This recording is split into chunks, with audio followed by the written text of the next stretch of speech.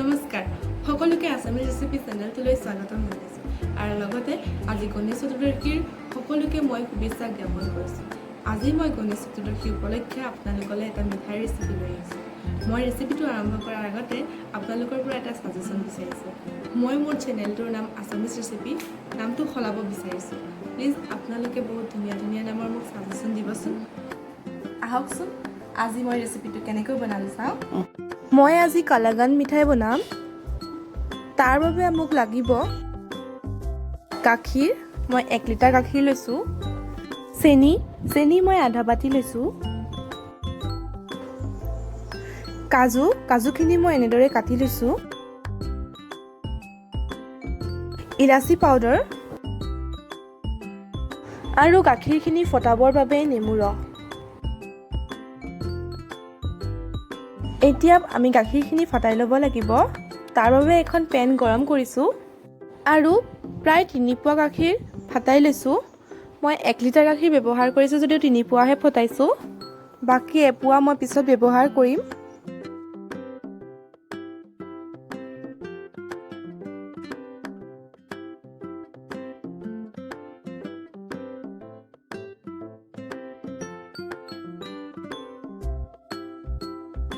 গাখীৰখিনিত উতল আহিলে নেমু ৰস কেইচামুচ দি দিছোঁ। গাখীৰখিনি ফটাবৰ বাবে নেমু ৰস ব্যৱহাৰ কৰিছোঁ। আপোনালোকে নেমু ৰসৰ সলনি ভিনেগাৰো ব্যৱহাৰ কৰিব পাৰে। এয়া দেখিছে গাখীৰখিনি ধুনীয়াকৈ ফাটি আহিছে।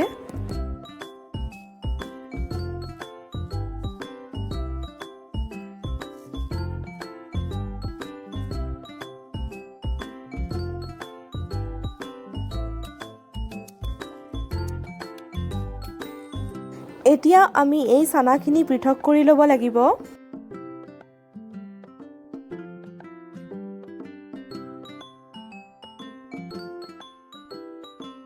মই চানাখিনি পৃথক কৰিবলৈ এখন কটনৰ ৰুমাল লৈছোঁ। আপোনালোকে যিকোনো কটনৰ কাপোৰ ল'লেই হ'ব। এতিয়া ভিডিঅ'টোত দেখুওৱাৰ ধৰণে চানাখিনি পৃথক কৰি উলিয়াই ল'ব।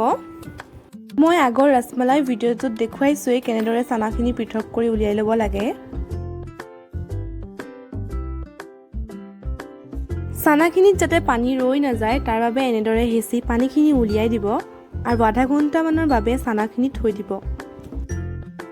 আধা ঘণ্টামান থৈ দিয়াৰ পিছত পেন এখন আকৌ গৰম কৰিব। পেনখন গৰম হোৱাত বাকী থকা গাখীৰখিনি দি দিব। মই সেইকাৰণে আৰম্ভণিতে কৈছিলোঁ মই অকল 3 পোৱা গাখীৰৰহে চানা উলিয়াইছোঁ। বাকীখিনি মই এতিয়া ব্যৱহাৰ কৰিম। গাখীৰখিনি গৰম হৈ অহাত মই চানাখিনি দি দিছোঁ।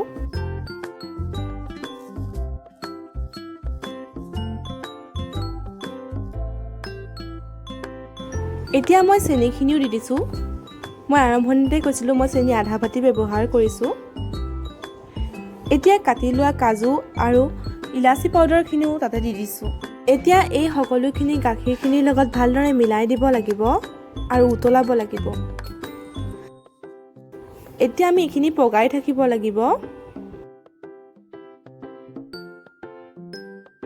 গাখীৰখিনি যেতিয়ালৈকে শুহি নাযায় তেতিয়ালৈকে আমি এনেদৰে পগাই থাকিব লাগিব আৰু এনেদৰে লৰায়ে থাকিব লাগিব যাতে তলত লাগিও নধৰে। গাখীৰখিনি শুহি এনেকুৱা এটা পৰ্যায় আহিলে গেছটো অফ কৰি দিব আৰু এনেদৰে এখন ট্ৰেত উলিয়াই ল'ব। মই ইয়াত অভেন ট্ৰে ইউজ কৰিছোঁ। আপোনালোকে যিকোনো এখন ট্ৰে ইউজ কৰিলেই হ'ল। এতিয়া ভিডিঅ'টোত দেখুওৱাৰ ধৰণে চানাখিনি ট্ৰেখনত ভালদৰে ছেট কৰি ল'ব আৰু আধা ঘণ্টামান ঠাণ্ডা হ'বলৈ দিব। আধা ঘণ্টামান থোৱাৰ পিছত আপোনালোকে এখন নাইফৰ সহায়ত যিটো চাইজত ভাল পায় সেইটো চাইজত কাটি খাব পাৰিব। এইটোৱে আছিল আজি আপোনালোকলৈ লৈ অহা কালাগানৰ ৰেচিপি। বনাবলৈ খুবেই সহজ নহয়নে? আপোনালোকে এনেকৈ কালাগান ঘৰতে বনাই খাই চাবচোন। আৰু বনাবলৈও খুব কম সময় লাগে। আপোনালোকে আজিৰ এই ৰেচিপিটো কেনেকুৱা পালে মোক কমেণ্টত জনাবচোন আৰু ভিডিঅ'টো চোৱাৰ বাবে ধন্যবাদ।